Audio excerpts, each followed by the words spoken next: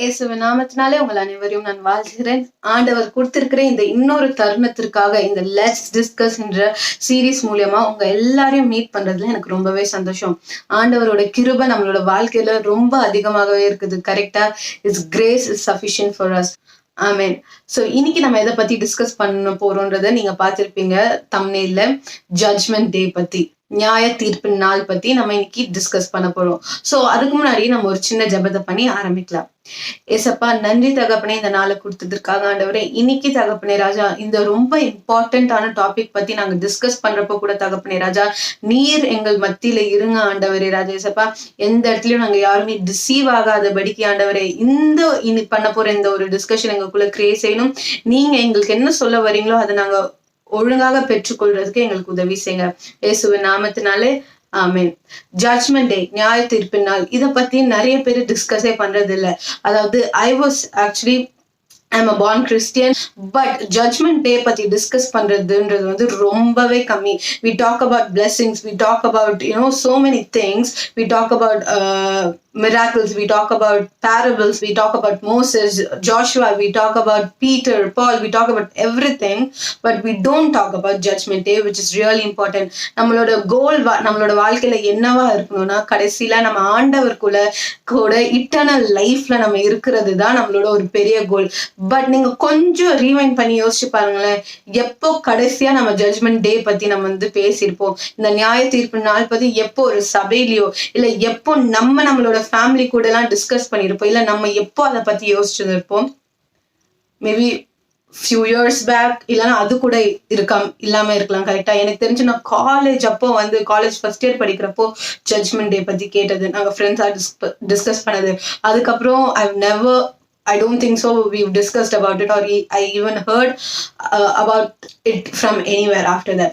So ஆண்டவர் எனக்குள்ள ஒரு பெரிய பாரத்தை போட்டு இந்த ஜட்ஜ்மெண்ட் டே பத்தி வந்து நம்ம பேச என்னை வந்து லீட் பண்ணியிருக்காரு. We had a discussion in the family about this as well. So இது வந்து சில பல பார்ட்ஸா போக போகுது. I don't know how God is going to lead. இன்னைக்கானது first part.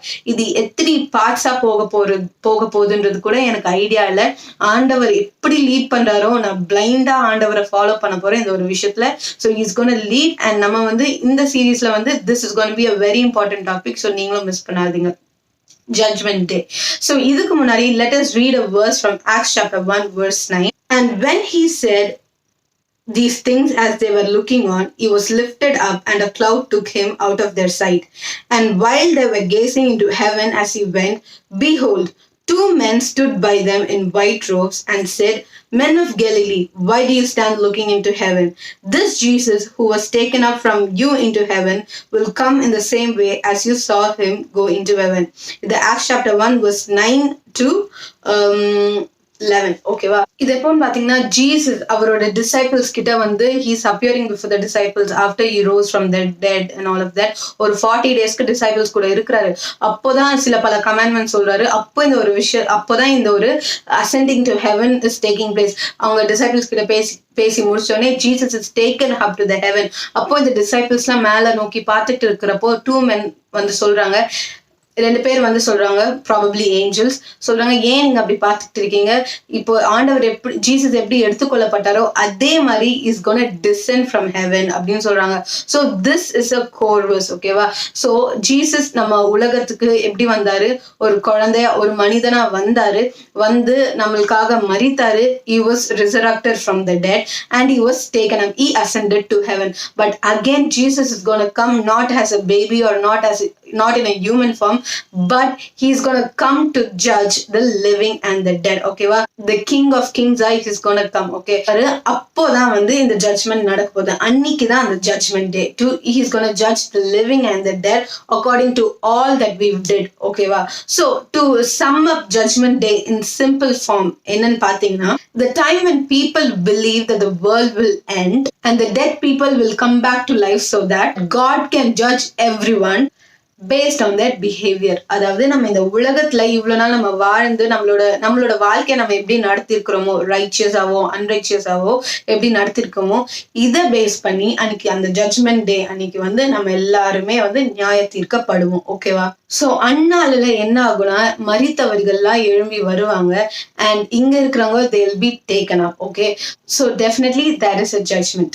So who will be the judge அப்படின்னு நீங்க பாத்தீங்கன்னா, Jesus as a representative of God will be the judge. Let's read a verse from Romans chapter 14:10. For we will all stand before the judgment seat of God. ஓகேவா? So நம்ம எல்லாருமே we will stand at the judgment seat of God. and நம்மளை யார் judge பண்ணுவாங்கன்னு நீங்க பாத்தீங்கன்னா, Jesus, he will be put in charge by God to judge us. Okay, 2 Corinthians 5:10 நீங்க பாத்தீங்கன்னா, we must all appear before the judgment seat of Christ so that each one may receive what is due for what he has done in the body, whether good or evil. So Jesus will be the judge who's going to judge us. and நீங்க பாத்தீங்கன்னா எதை base பண்ணி நம்மளை judge பண்ணுவாங்கன்னா, நம்ம இந்த உலகத்துல எப்படி வாழ்ந்துருக்கோன்றதை பார்த்து ஜட்ஜ் பண்ணுவாங்க. and each one of us will receive a reward which is due for what he has done in the body, அதாவது in the earth, which is good or evil. ஓகேவா? நம்மளோட ஜட்ஜ்மெண்ட் எதை பேஸ் பண்ணியிருக்கோம், நம்மளோட behaviour, நம்ம என்னெல்லாம் பண்ணியிருக்கோம் இந்த உலகத்துல நல்லதோ கெட்டதோ, அதை பேஸ் பண்ணி தான் நம்மளோட ஜட்ஜ்மெண்ட் கண்டிப்பாவே இருக்கும்.